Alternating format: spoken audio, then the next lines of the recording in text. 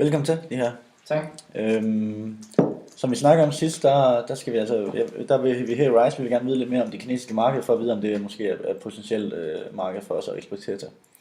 Ja. Inden vi lige går i gang med analysen, vil jeg bare lige fortælle lidt om virksomheden, så I ligesom ved, hvad I har gået fra. Ja. Rise, det er en virksomhed, der blev stiftet af Charlotte og Philippe, et ægtepar, dansk kvinde, fransk mand, i 1998. Grunden til, at de stiftede det her virksomhed, det var, at de ville ændre deres hurtige livsstil. De boede i Paris, de arbejdede hver sit sted. I Paris selvfølgelig sene arbejdstider osv. Ja. Så de ville gerne rejse lidt sammen, og de ville gerne få lidt ro på deres liv. Virksomheden startede i meget i det små. De startede faktisk med at bare lancere en enkelt taske. Og det har de så arbejdet ud fra til i dag. Deres design, det bygger på sådan de gode gamle dage nede på jorden, afslappet, men de har så ført noget farve ind i det hele. De prøver at føre lidt farve og lidt glæde ind i hjemmet og i det hverdagsarbejde, man sidder med, sådan som opvask, tøjvask, bagning, når man er i køkkenet osv. De er i dag kendt for det meget, eller vi er kendt for meget farverigt og sådan pastelfarvet indretning og kollektioner. Deres eksportberedskab, som er ret vigtigt i den her sammenhæng, kan man sige, det er super kompetent. De begyndte allerede at eksportere i 2001. Som altså, det var så kun 3 år efter, og det var inden at virksomheden for alvor blev stor. Jeg ved ikke om I har set Felix søger vejen til succes, hvor Rise var med? Nej, det har jeg ikke. Nej, okay. Der ser man, at Charlotte og mig, for den sags skyld, vi har tit nogle videokonferencer med folk nede fra Østen, så vi ligesom holder styr på dem og holder styr på vores leverandører, men også får et lidt tættere forhold til vores forbrugere, så vi kommer lidt tættere på dem. Ja. Og det indikerer bare, at vi gør en stor indsats i at eksportere noget. Så I holder snor i jeres folk? Ja, lige præcis. Det gør vi en meget stor indsats for, fordi som I nok har fundet ud af, som I skal forklare det, så er der noget med kulturen, der kan gøre det lidt svært at holde styr på det hele. Der er nogle ting, der men det vil I sikkert komme ind på. Ja, hvis I bare går i gang med, eller fortæller mig lidt, hvad I har fundet ud af. Ja, altså, som en kort intro vil jeg lige fortælle, at vi har delt op i 2 elementer. Jeg har kigget på de deciderede konkrete tendenser, vi ser i ting, de foretrækker, hvad de køber ind, og Mohammed har taget sig af den mere overordnede kinesiske kultur. Ja, okay. Jamen, jeg kan bare springe ud i det. Ja. Først og fremmest så er kineserne faktisk ret kloge forbrugere, og de begynder at gøre det for at spare penge. Så det er blevet meget populært at købe større end at spare penge, og nogen samles sig der for at købe ind for at spare fragt og sådan noget, og få kvantumsrabatter. Så kvantumsrabatter er en god ting, og gode rabatter. Det kan jeg komme ind på senere, men ikke konkret kan bruge det. Ja. Urbanisering har vist sig at være ret interessant, fordi kvinder i byen bruger helt op til 63% af deres indkomst. Sparer meget mindre op end folk uden for byerne, hvor det kun er 30% bliver brugt. Ja, det kan vise sig at være meget, meget positivt. Lige præcis, der er nogle distributionselementer der ikke ude. En anden ting er, der er lidt demografisk forskel på deres holdninger og deres, selvfølgelig naturligvis er der nogle forskelle i de ting, den måde de opfatter udlandet på især. For eksempel så er de unge meget modtagelige over for internationale logoer og design, så lidt mere visuelle i deres præference, også den måde de tager mod reklamer på, hvor de ældre de er lidt mere til konservative emballage og kinesiske vejledning og opinionsledere generelt. En anden sådan ting er, det er måske især vigtigt specielt over nettet, af emballagen, og sådan faktisk synes helt op til 50% af kineserne, at rød er den bedste farve at give en gave i. Og det er egentlig udtryk for, at det er gerne meget varme farver, som tiltrækker især de kvindelige forbrugere, og de kolde farver som blå er lidt mere mandlige. Så lidt sådan tilbage i børnehaven. Ja. Det er nemlig drengepigefarve. Det er barnligt, men ikke det mindre, så er det sådan, det er. Ja. Jeg synes, det passer godt til jeres sortiment. Meget farverigt. Giver god mulighed for de mørke, de varme farver. Så med forbehold for måske at sætte de blå farver bag til kataloget, så synes jeg, det passer rigtig godt til jer. Så er der en anden rigtig vigtig ting, det er, at når man skal markedsføre sine produkter til Kina og kinesiske forbrugere, så er kvalitet alfa og omega. Det er faktisk både sådan, at inden for varer generelt, men især også inden for sådan fashion, og I laver også håndtasker, kunne jeg forstå, det var sådan faktisk sådan i starten, lige præcis håndtasker. Fashion, 63%, 65% synes, at det er kvalitet det allervigtigste at fortælle om sin advertising. Okay. Også selvom det er fashion, så kvaliteten er... Præcis. Ja. Man skulle ikke tro, at Louis Vuitton var så vigtigt at høre, om det var fat, om det var kvalitet, men det er det. Så det skal jeg fortælle godt. Det næste, jeg lige hurtigt vil forklare lidt om, er, at når jeg så også reklamerer, så er det sådan noget, hvis jeg vælger på opinionsledere, som de er ældre, at være mere modtagelige over for de mere professionelle folk. Jeg skriver lille noter her. Det er selvfølgelig. Og de yngre vil være lige så modtagelige over for celebrities. Ja.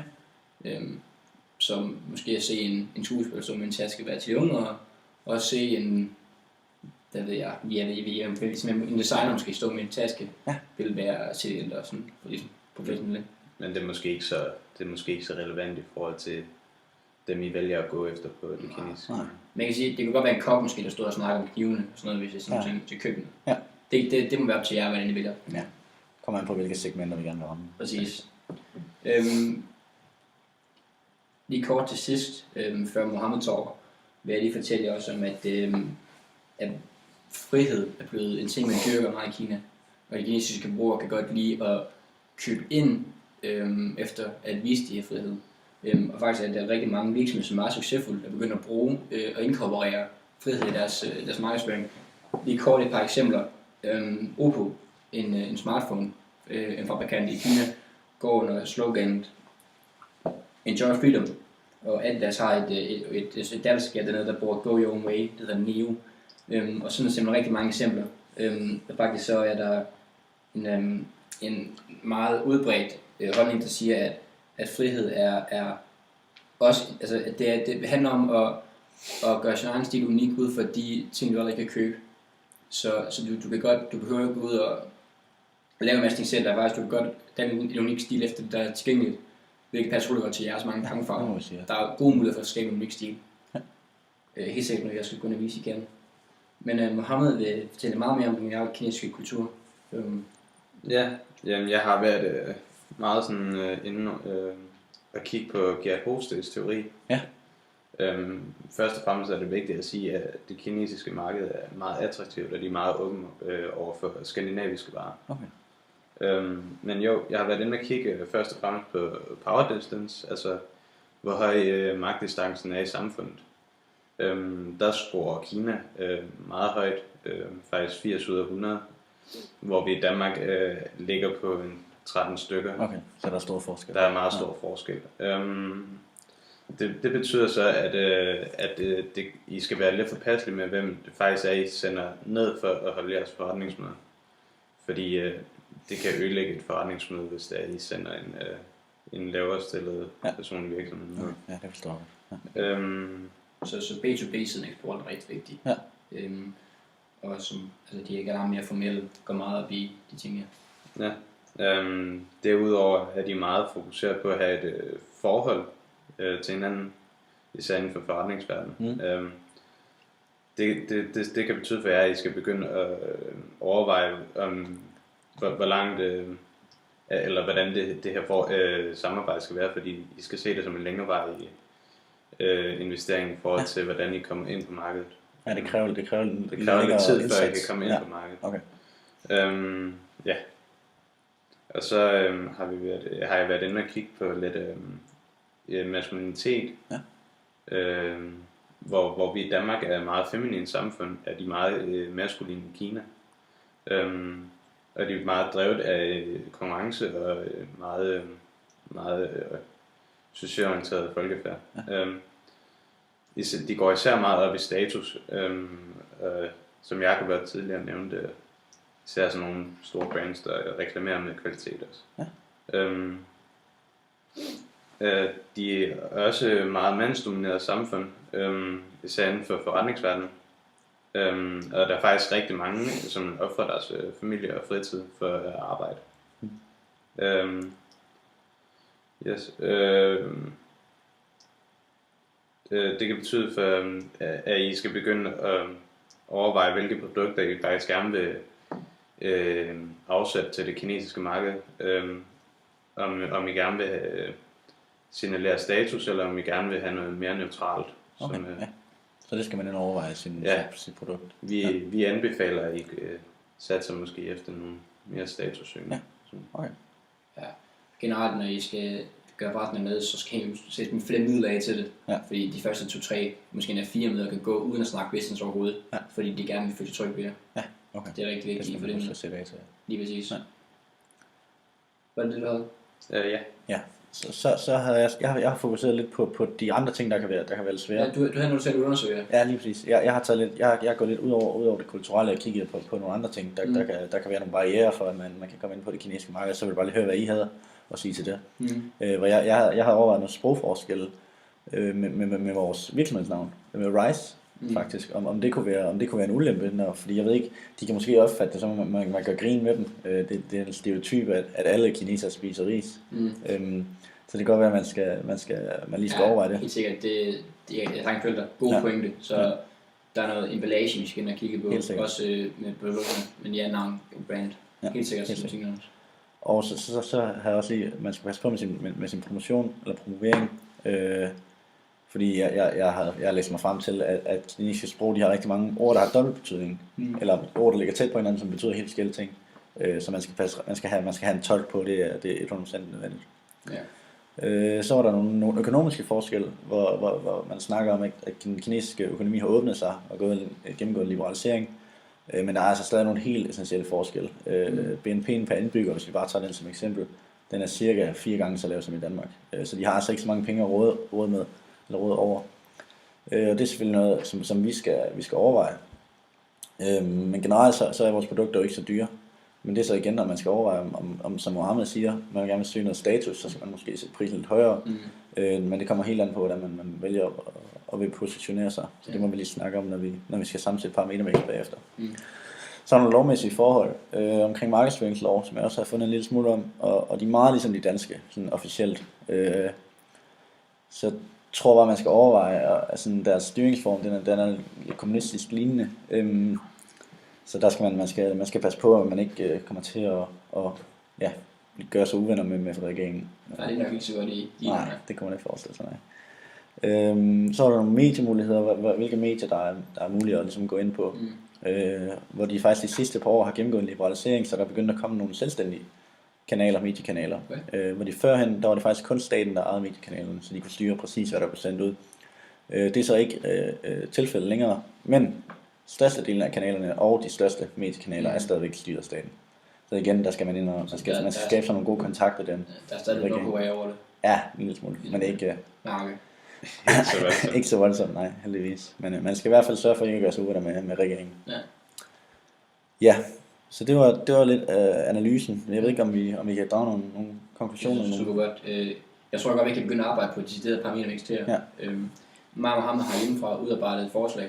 Du er selvfølgelig velkommen til at spille til, hvis du har noget, du selv synes. Der er ikke kaldt en RISE Special. Hvis vi snakker om produktet, så er det en af tingene, at overveje skulle standardisere. I er ret gode til farverne, som vi snakker om, det giver mulighed for at købe ind efter frihed. Man kan danse sin egen stil, og de varme farver er jo speciale, kan man sige. Overraskende med forbehold for de kolde farver skal måske gennem sin smule væk. Jeg synes ikke, I skal udelukke dem, fordi man ved aldrig, om mænd en dag køber ind. Men helt sikkert standardiseringsforbehold. Du havde styr på prisen. Vi havde lidt om pris. Vi valgte at sige, at de faktisk skulle benytte sig af hurtigskimming. Måske starthøjt, så sænke prisen lidt, når de kom godt ind på markedet. Så man får skabt et image. Og for at ramme hele den der status. Og så med fokus på kvantumrabatter. Okay. Så folk køber mere end ad gangen for at spare lidt flere penge. Og det giver dem den her statuseffekt. Præcis. Det hænger også meget sammen med vores fortsæt til distributionsform. At vi forestiller os magasin, lignende supermarkeder. Sådan indkøbscentre. Lige præcis sådan nogle centre. Der er tilsvarende i Kina. Gå efter de urbaniserede områder. Shanghai, Hongkong, Beijing. Og med en høj pris får vi status, som meget forklarer. Men så også når I indgår i et meget bedre sortiment, så giver det også mulighed for at inkorporere en masse forskellige udsatte og tilbud. Okay. Og især det med at købe flere rice-produkter ad gangen går også rigtig godt. Fordi så selvom at man ser, når man er ude at spise hos veninden i Kina, selvom man ser en enkelt rice-kniv, så ved man, at det der med dyr, selvom man kun har købt den ene, eller man har købt sammen med mange, fordi flere produkter bliver styrt, selvom der er besparelser på. Så vi får status plus den tendens til at købe ind i grupper. Så man rammer kulturen på det punkt. Ja. Plus at folk i byerne har generelt flere penge at gøre godt med. Og de bruger dem også. De har meget lavere opsparing. Okay, ja. Så man rammer hele indkøbskultur, som de kinesiske kvinder har. Ja. Rigtig godt. Det lå til, at du havde styrket på, du har sådan noget med promotion. Ja, jeg har været undersøgt lidt, så blev jeg også inspireret lidt af det I sagde lige før faktisk, hvor du snakker om opinionsledere, at man kunne benytte sig af dem i sin promotion. Hvor jeg tænkte, at man måske kunne lave en reklamespot på et halvt minut måske, hvis man har, jeg ved ikke, det skal vi lige have fundet ud af en pris på det, det kan vi gøre en anden dag. Hvor man ser, de er rigtig glade for badminton i Kina, så måske kunne man få fat i en badmintonstjerne og lave en indretning af et værelse i deres hjem, hvor man ser glæden fra hende her badmintonstjernen, en dame, det er det primært, vi skal gå efter. Hvor man så ligesom bruger hende som en opinionsleder, og så bruger det som springbræt til resten af befolkningen. Det er jo sådan nok primært det yngre forbrugerne. Det er jo lidt af en slags celebrity. Jeg tror passer ind rigtig godt for os, men hans produkt er meget farvet, måske en smule for pang til de konservative ældre. Ja, super godt. Jeg forestiller mig også lidt, at hun kunne hende superstjerne ville nægte at bruge sin badminton-taske, men hellere bruge en rice-taske. For den er så god kvalitet, at den godt kan holde til den med brugt til sport, selvom det selvfølgelig ikke er. Helt sikkert, så rammer man også det kvalitets... Lige præcis. Det er helt sikkert god mulighed i, for at signere det. Okay. Jeg synes godt, det var indtil videre. Perfekt. Tusind tak. Vi kan mødes igen og udarbejde en kampagne, hvis I vil hjælpe til det. Jeg gjorde det et godt stykke arbejde. Ja, tak. Tak for det. Godt. Hej.